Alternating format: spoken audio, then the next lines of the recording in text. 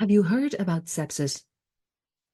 Almost half of the people asked say they've heard of the word, but they wouldn't know what it is.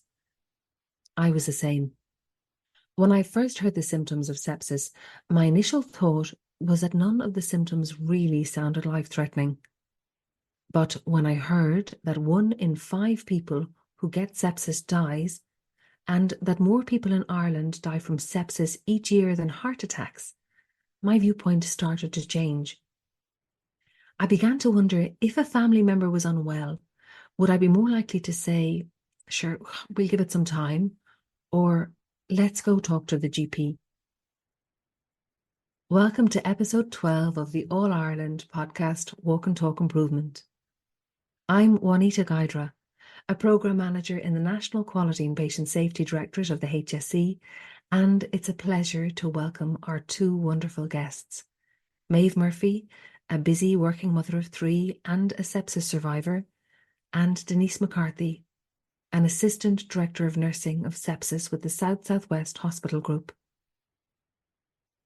We hope that through Maeve's story and Denise's expertise, that by the end of this podcast, you can recognise the symptoms of sepsis if you don't already know them, and that if you or someone you care for is unwell in the future, that you can visit your healthcare provider and ask, could this be sepsis? First, we're joined by Maeve, who shares her story of surviving sepsis. Welcome, Maeve. Could you tell us what happened? Certainly, Juanita. So in September 2019, I was 35 at the time, mother of 3 kids, busy working mom. I ended up with sepsis.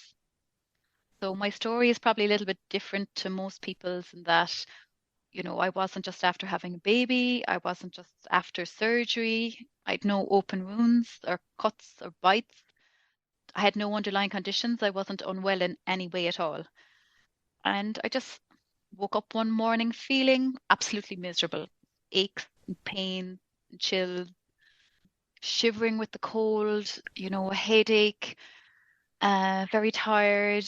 And I just said, I needed the day in bed and I was going to feel better after that. But as the day went on, I didn't feel any better.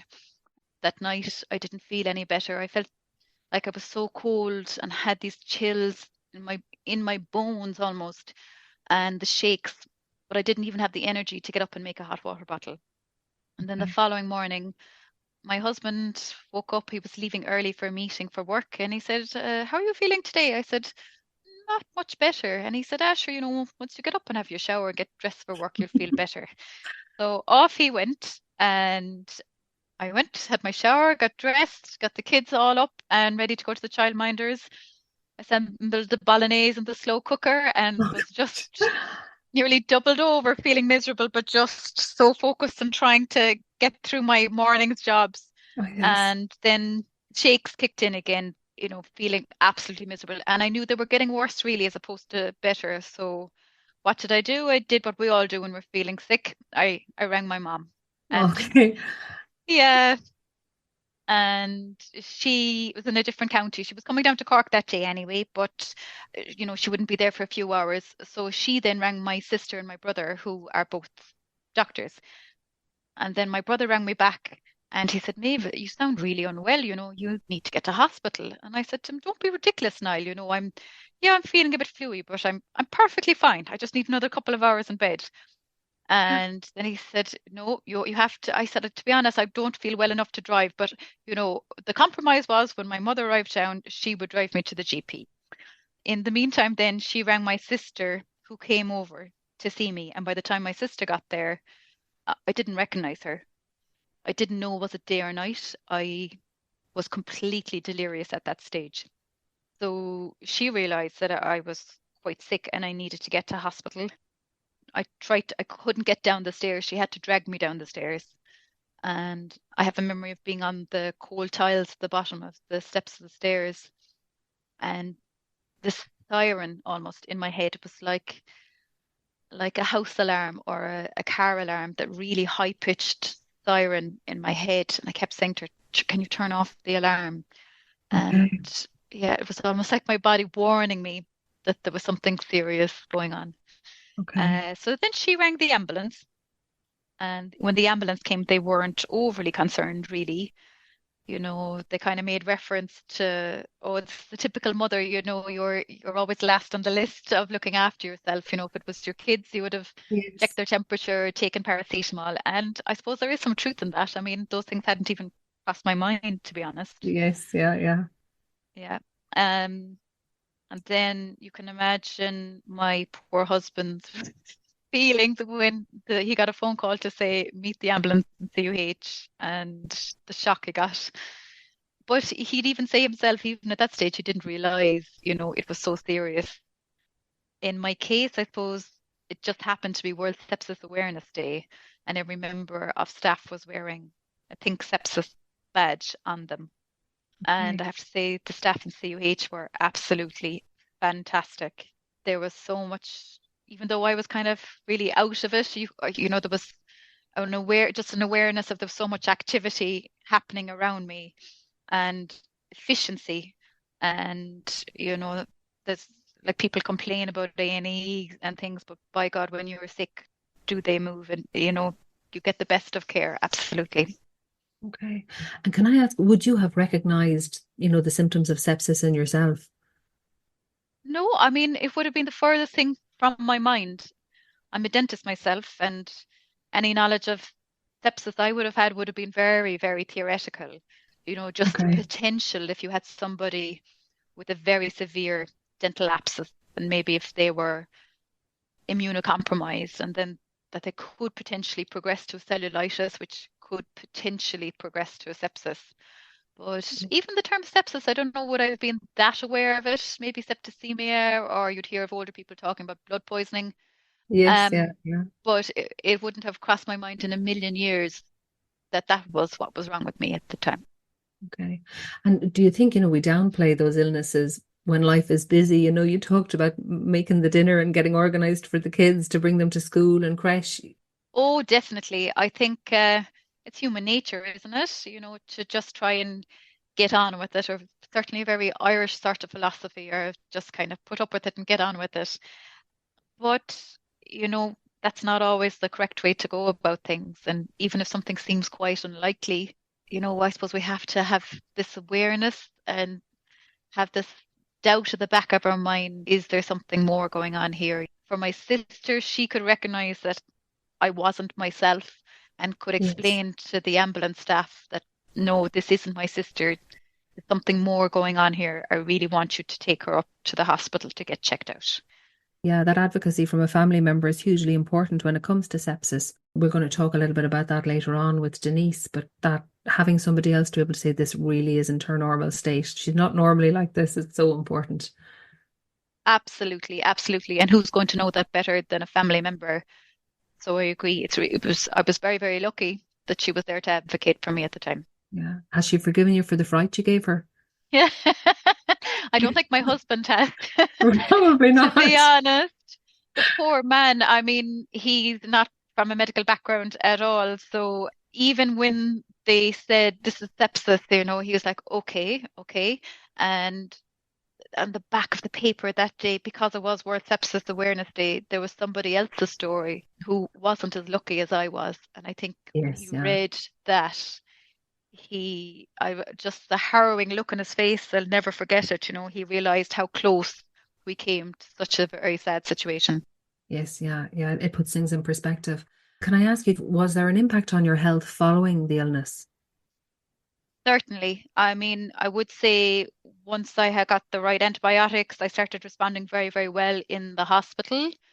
But the doctors did try to warn me that this would take a long time to recover from. And I kind of thought, oh, yeah, yeah, yeah, I'll be back to myself in a day or two. But no, I certainly wasn't. And maybe that's something that people aren't so aware of. In my case, it was an extreme fatigue. Like if I went to change my 1 year old's nappy, I would have to take to the bed for hours afterwards. I was just so exhausted from even that little bit of physical exertion. Yes, yeah. Um, my taste was affected. The brain fog was huge. It was like trying to wade through custard. And certain amount of insomnia as well, which was probably triggered by me thinking about, well, if this is a sepsis of unknown origin, who's to say it's not going to come back again? Yes. Um, and like that's a scary thought, really. Yeah. Yeah. Like when you can tie something so severe to a certain cause and you can eliminate that cause, you can say, right, that's that. But when you can't, it's scarier again. Yes, I can imagine. I can imagine how I'd feel in that scenario. Is there a key message that you'd like to leave people with that are listening to today's podcast? Certainly. And that would be that if something doesn't feel normal, if somebody is not getting better, if they're staying the same or they're disimproving, certainly disimproving rapidly, trust your gut, ask the question, could it be sepsis? Could it possibly be sepsis? Even if it seems unlikely, trust your gut. Okay. Maeve, thank you so much for sharing your story. And we hope that somebody out there will listen to it and that it might make them ask that question. Could it be sepsis? Thank you. Not at all. You're very welcome. Our next guest is Denise McCarthy, an Assistant Director of Nursing with the South Southwest Hospital Group. Denise is going to share some of her expertise and wisdom as a healthcare professional who's seen many cases of sepsis throughout her career. Denise, you work as an Assistant Director of Nursing and Sepsis, and you've cared for many critically ill patients during your career in the HSE. We know that a lot of people have heard the word sepsis before, or they know someone who has had it. But as Maeve shared from her experience, most of us would find it hard to describe. Could you tell us what is sepsis? Yes, so sepsis is what happens when the body responds improperly to an infection. So it can develop when your body has an extreme reaction to any infection. It happens when your immune system doesn't really respond to the infection in the way it should. What happens then is that it starts to damage the organs. Now, you'll hear that 1 in 5 people could potentially die from sepsis. However, it's important to remember we don't want to scare the life out of people either. Not every infection can lead on to sepsis. However, when somebody does get sepsis, there is a higher mortality with that. Okay, that's really helpful to know. And tell me, as a patient or a parent or a carer, what are the signs and symptoms I need to look out for? So, a lot of people are actually very familiar with the FAST acronym for stroke. What we use is a sepsis acronym. However, sepsis can be difficult to diagnose. If we're looking at the signs and symptoms, we start with S for slurred speech or new onset of confusion. If somebody's too sick to communicate or they're very drowsy, for example. The E stands for extreme shivering, muscle aches, or extreme fevers. That could be a high or a low fever. The P stands for not passing urine in the last 12 hours or does not feel like passing urine. And in a child, you'd be looking at dry nappies, and also in the incontinent adult, looking at the nappies as well. S, shortness of breath. So maybe the lips are tinged with a blue. It feels like your heart is racing or you're dizzy when you sit or stand up. I, often people who've experienced sepsis said that they feel like they were going to die. And the S then, mottled skin, discoloration of the skin, and a new rash, or maybe the rash is quite visible when it's pressed down with the glass test. So that's what the sepsis acronym stands for. And it is difficult to remember, but if you could remember some of those points, then you'd know that you're getting sicker. I think that that's useful to have that the word sepsis itself as the acronym that you're able to think about it in that space. And I think the other thing to mention as well is that's available online and in leaflets that people can bring home or have stuck up Yeah, on the fridge somewhere. this is it, and it's available on the health promotion website to download as well, and you can get it delivered if you go onto the website. And it's also available in 10 different languages as well. So it's important that if English isn't your first language, it is available there. It's Okay, good. brilliant, brilliant. You'd mentioned about children and wet nappies, and I think as most parents know, when children are small, they seem to have a new virus every second week as they build their immune They do, systems. yeah, But yeah. is there a difference between the sepsis symptoms experienced by an adult and a child? What should parents be watching out for? Yeah, so there is slight differences. I suppose you'll see certain things the same in both adults and children, like for example, the increased breathing. The differences between adults and children will be in an adult, you will often see a nuance of confusion. Outside of a baseline, you might just know that something's not right for that person. With a child, you will often see the child sometimes wouldn't be able to communicate, so they wouldn't be able to say what they're feeling. But with children, what will happen is you'll see skin changes. You might see the mottled skin, or maybe the rash that's coming up in their skin. Fits or convulsions as well is another thing that children will display. Cold when you're touching them, especially for children under 5 years of age. Other things like not feeding, or they're vomiting repeatedly. And then again, looking at the dry nappies. When was the last time you had a dry nappy? Because, there's a difference between having a little drop of urine in a nappy and a big, wet, heavy nappy. So it's important to remember that when was the last time that they did pass urine, or when was the last wet nappy, and how wet was the wet nappy? Okay, thank you for that. We had heard from Maeve. She's a healthy woman in her 30s who developed sepsis with no underlying medical condition. So we know that anyone can get sepsis, but are there people who are more at risk? Listening to Maeve, a healthy young person, and these are some of the stories that we do hear. But I suppose there is certain people who are more at risk, especially the older person, or the younger person, because their immune system, for the younger child, their immune system is underdeveloped, and obviously for the older person, their immune system is starting to fail. So, the very old and the very young are a high risk. Other people who've had recent surgery as well. So not to forget that minor surgery and major surgery, so any break in the skin or anything like that, would be a risk. So if somebody's had major abdominal surgery, or even a dental extraction, a toenail removed, minor surgery, any kind of surgery would be a risk factor. If patients have underlying medical conditions such as cancer, chronic obstructive pulmonary disease, COPD, diabetes, chronic kidney disease, liver disease, somebody who's on treatment for cancer, they could have a very curable cancer, but they might be on the treatment that makes their immune system weak, and obviously then they're more susceptible to getting infection, and that infection could unfortunately then present into sepsis. Other people as well who would have weakened immune systems because of illness, or maybe they're on medication such as high dose steroids, immunosuppressants, biologics, or chemotherapy. So there's a lot of people now who are being treated for rheumatoid arthritis, for example, irritable bowel, or some autoimmune disorders, and they're on these medications called biologics, and these can weaken your immune system, even though you might be a fit, healthy person, but because you have an underlying irritable bowel syndrome and you're on this biologic, it can sometimes make you more susceptible to getting infection. They're the main risks. But again, listening to Maeve's story, any infection can progress onto sepsis. So it's important that we look after ourselves if we do have infection, and look out for the signs and symptoms of sepsis. And just wondering, just in terms of pregnancy, would that be a risk factor? Yes, yeah, pregnancy is a risk factor, because we know when you're pregnant, there is changes in your immune system as well, and you're more likely to get infections. So when we talk about sepsis in pregnancy, or infection in pregnancy, it is up to 42 days after the end of the pregnancy. And when we talk about the end of the pregnancy, we mean that you've given birth, but that could also be a miscarriage, abortion, any end of the pregnancy, so up to 42 days or 6 weeks, we would say, after. So it's important when you do go to your healthcare provider that you give the full picture, so they know exactly the picture behind, and how to manage your signs and symptoms, and to treat you appropriately.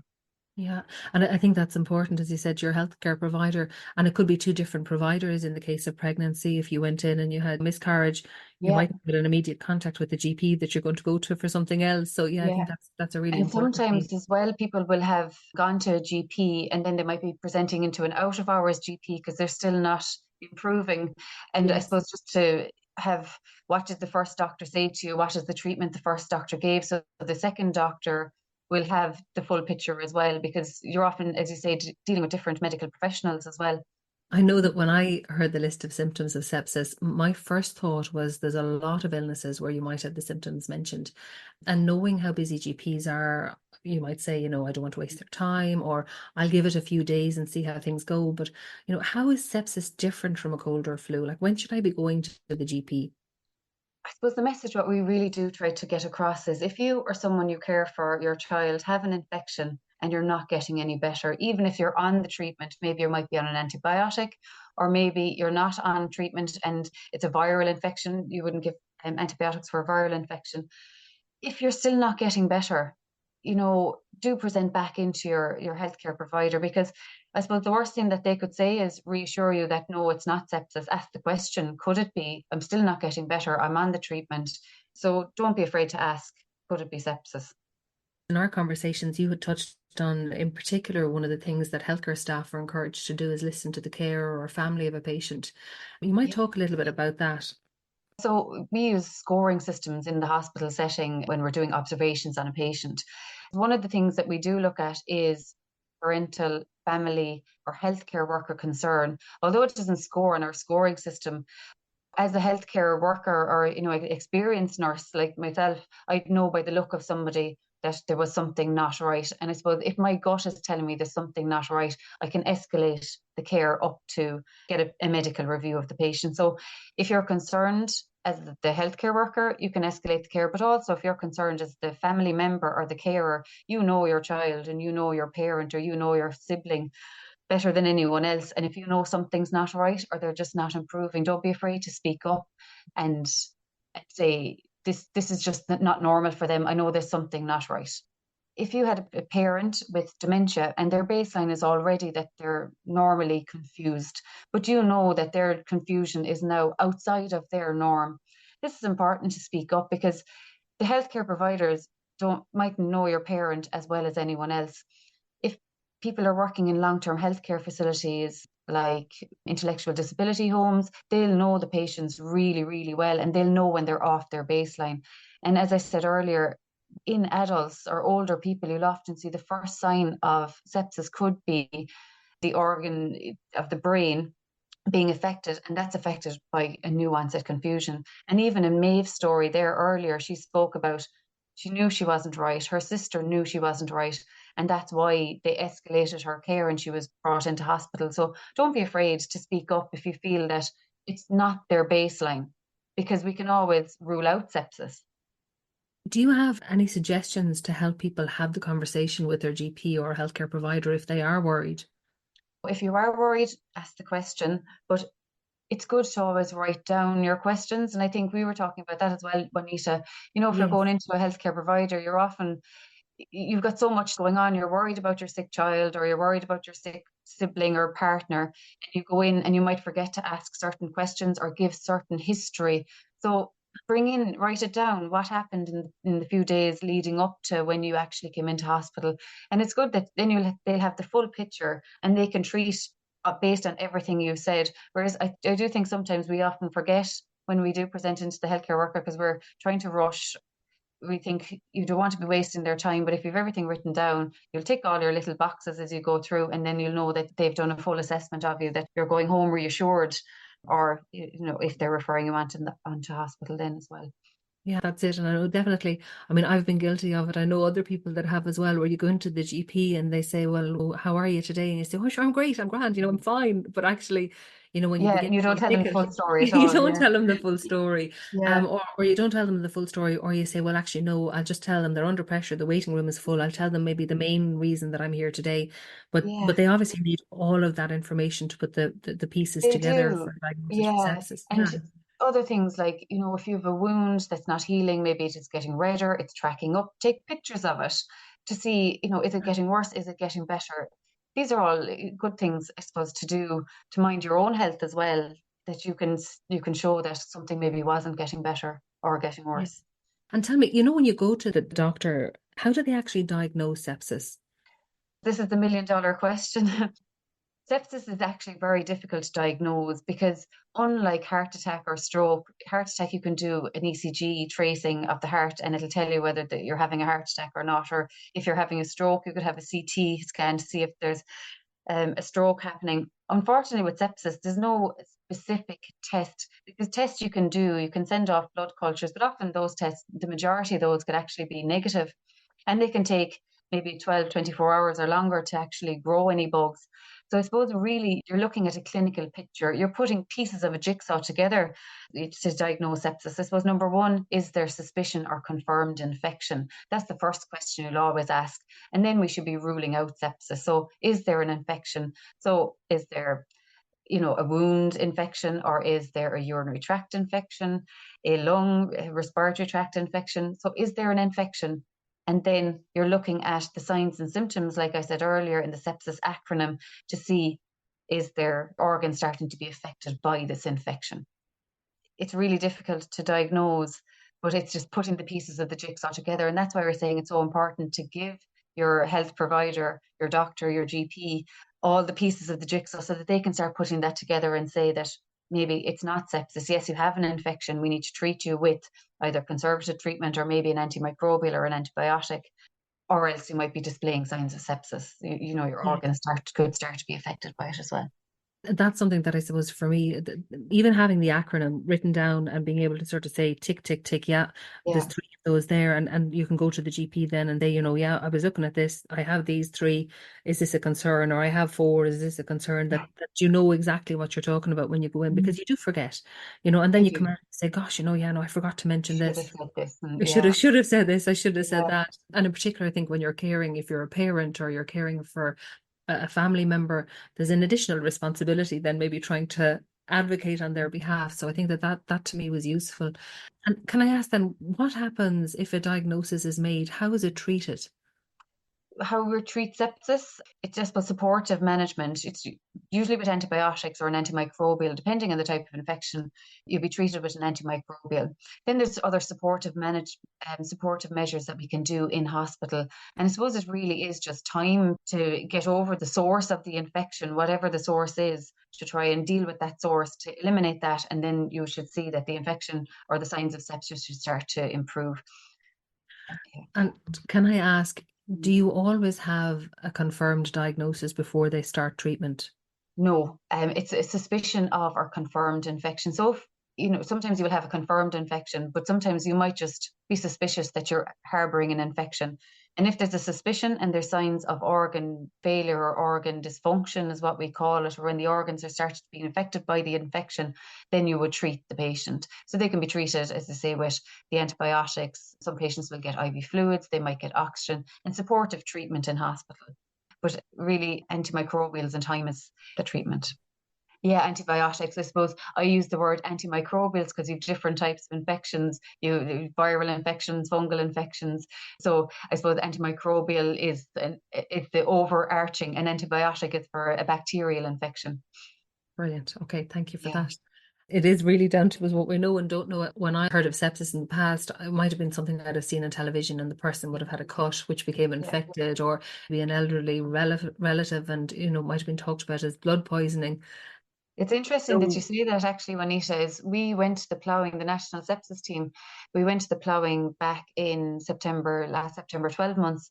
And we were in the Department of Health tent and we were doing a public awareness piece, and we were asking a lot of people, do you know what sepsis is? And we'd get the answer, oh, sure, I do. I know what that is. And then when we drill down, what is it?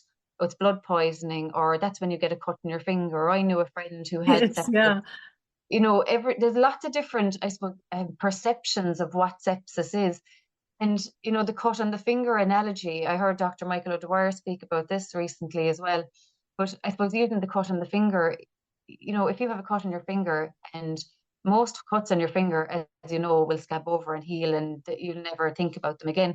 Whereas sometimes you might have a cut on a finger and next thing there's a bit of redness tracking down the finger and your Yes. finger is getting quite red.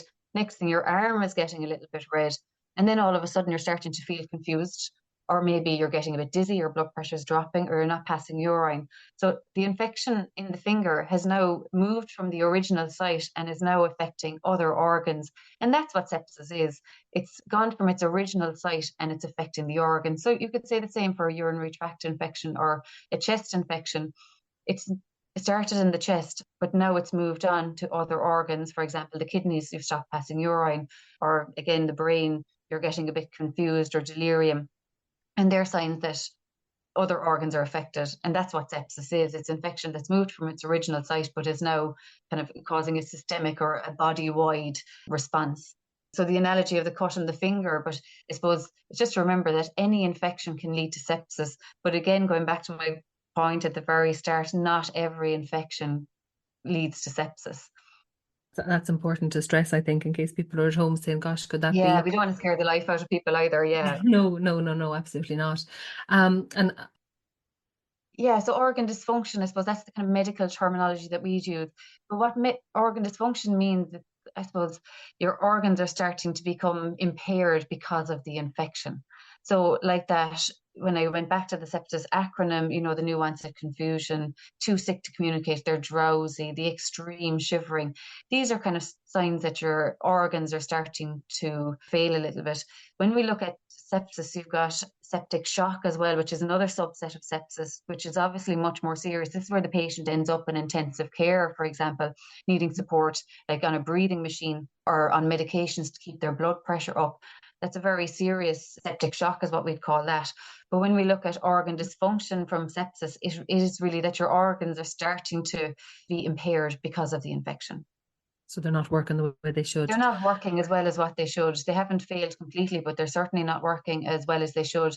But it's definitely, early treatment, early recognition of this, early intervention will prevent going down the septic shock route where, patients will end up in ICU, which is a much higher mortality rate. So obviously, if you're showing signs of sepsis, we definitely need to get in there early with both identification and early recognition. Okay. And you've touched a little bit on what happens to your body if you get sepsis, but, is there a long-term impact of sepsis?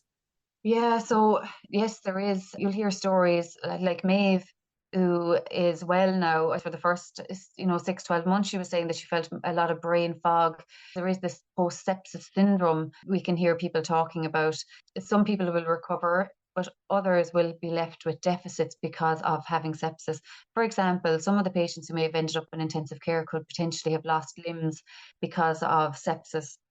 So obviously they will have a huge impact on their life going forward. There can be lifelong complications because of sepsis, but with early recognition, early intervention, like for example in Maeve's case, the outcome will be good, but there definitely is a post-sepsis syndrome. Okay. And is it, some illnesses you get them once, you're sort of immune, you never get them again? Is sepsis like that, or can you get it more than? No, it's not. You could potentially get sepsis more than once. And if you've had it once, you probably are more likely within the first 12 months to get it again. It doesn't select anyone in particular. Sepsis can affect the person who is at risk, but it can affect somebody who's not at risk, who has no risk factors. It's the way our body responds to the infection at that given time. So anyone can, unfortunately, can get it, but you are more susceptible if you've had it previously. Right. And tell me, is there anything I can do so, as a patient or a parent or carer to reduce my risk of getting sepsis? So to reduce the risk of sepsis, healthy people are generally less susceptible to getting infection. So maintaining a healthy weight, a healthy lifestyle, eating nutritious food, keeping up to date with vaccinations as well, especially childhood vaccinations, the recommended childhood vaccinations. Flu vaccine if you're in an at-risk group, or for healthcare workers as well, flu and COVID vaccinations are recommended. Taking antibiotics when they're prescribed, even if you're feeling better, and making sure that you complete the full dose of the antibiotic as well, because sometimes people will feel better and they might think, oh, sure, I don't need the full dose of the antibiotic. But then what can happen is the infection mightn't be fully treated and come back again. Hand hygiene is important to reduce the risk of spread of any bugs in the house. Follow medical advice for chronic conditions, especially if you're dealing with, or if you've got diabetes, for example. People are always told to mind any wounds. So follow any medical advice for chronic conditions. For mothers, you would aim to breastfeed if possible. And then follow advice on wound care management. Like patients are going home from hospital now with much more complex needs. I suppose going back years ago, we would have had people in hospitals for much longer with different lines, drains, wounds, whereas now we're actually getting people out into the community and we're sending them home earlier. So if you are a patient and you've got one of these complex drains or wounds, ask your healthcare provider when you're in the hospital, how do I manage it? They'll give you education anyway. People are at home with urinary catheters, and we know that any break in the skin, there's a potential for a bug to get in through the break. So if you're at home, or you or your carer, or you've got healthcare workers coming into your home, making sure that they're following all the infection prevention and control advice that you've been told about. And monitoring yourself for signs and symptoms as well. If you're managing a drain or a catheter at home, or PICC lines, patients are going home with these lines.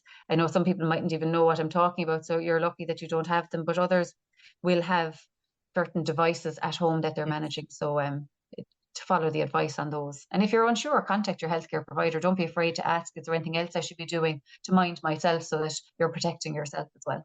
And I think that's important because a lot of recent studies will tell us that most of us go into our healthcare professional and we will leave with questions that we haven't asked and we mightn't understand fully, but we'll try piece it together in our heads. So if you're not sure to ask the question, if you don't know what it is, there's something coming just up for me in terms of, you talked about vaccines. And obviously you talked about flu vaccination, you talked about childhood vaccines, and none of those vaccines are actually for sepsis. So why is vaccination so important? There isn't a vaccine for sepsis per se, but there is vaccines available for some viral infections. So the flu is a viral infection. This year to date, there's been 12,600 cases of flu since last October, and 85 of those have ended up in the intensive care unit. So, having a viral infection can lead to an organ starting to fail. Because obviously those 85 patients would have had organ failure because of their flu. So if you can protect yourself and if you're in an at-risk group, then the flu vaccine is there to avail of to protect yourself. Brilliant. Okay, that's really helpful because sometimes I mightn't connect it in my mind. But I suppose is this any infection can lead to sepsis. So if you can prevent infection with your vaccinations for general illnesses that we might get, your chances are better. Where can I find more information for myself or to share with family members about sepsis? On the HSE website, hse.ie/sepsis is where all of our information is. On healthpromotion.ie, we have our infection leaflet called I Have Infection, Could This Be Sepsis? And they've been sent out to all GPs and pharmacies. So if they're there, you pick one up, but you can always download it online. And as I said earlier, it's available in 10 different languages as well. On the back of that information leaflet, we actually have a section with notes. So if you do have the leaflet, write down your notes. And if you are representing back into your doctor, you've got all your information there as well. So on the website, you'll get everything in healthpromotion.ie. Other websites like Under the Weather are good resources as well for other minor infections that people will have as well. That's brilliant. That's really helpful. And tell me this, is there anything else that you'd leave people with, a key message that you might like to leave people with as we come to the end of the podcast? If you have an infection and you're not getting better, even if you're taking the antibiotic, think sepsis, and don't be afraid to ask the question, could it be sepsis? And would you mind giving us just that final acronym again that you'd mentioned, the sepsis acronym? Of course. So SEPSIS. So S is for slurred speech, new confusion, too sick to communicate, or very drowsy. The E, the extreme shivering, muscle pain or aches, and extreme fever. And that might not always be a high fever. It could sometimes be quite a low fever. Has not passed urine. So the P is for P, not passing urine in the last 12 hours, or does not feel like passing urine. S for shortness of breath, the lips tinged blue, or you feel like your heart is racing, you're dizzy when you sit or stand up. I feel like I'm going to die. And S for skin mottled or discoloured, a new rash that is visible when pressed with a clear glass. Okay, Denise, listen, that's absolutely fantastic. Thank you so much for your time today. We No really problem. appreciate it. Hopefully it'll help people be more comfortable to talk to their GP if they have questions, and that they'll keep it in the back of their minds. As Maeve said, that niggle, that if you're not feeling well, just to keep it in your mind that could this be sepsis? Yeah. And if you're unsure, go and have a conversation with the healthcare provider. Yeah. Great. Thank you you so much. No problem. Thank you. As we come to the end of our podcast on sepsis, we thank both Maeve and Denise for sharing their experience of sepsis as a patient and a staff member. If you didn't know the symptoms of sepsis before today, we hope this podcast will help you or a family member or friend to reduce your risk of getting sepsis, to know the signs and symptoms, and to understand what happens if you do get it. If you're experiencing some or all of the symptoms of sepsis at any stage, contact your GP or healthcare provider. And if it's helpful, bring a family member, a carer, or a friend who knows you and knows what you're like in your day-to-day. And finally, remember, not every infection will become sepsis. But if you do have the symptoms, ask, could this be sepsis? To hear more about this topic, you can join us for episode 13 of the Walk and Talk Improvement podcast, where we speak with Denise about the role of clinicians and the resources available to support them in their work. This episode was co-produced by Sheema Lughmani and Juanita Guidera, with guests Maeve Murphy and Denise McCarthy. Thank you for listening to the Walk and Talk Improvement podcast.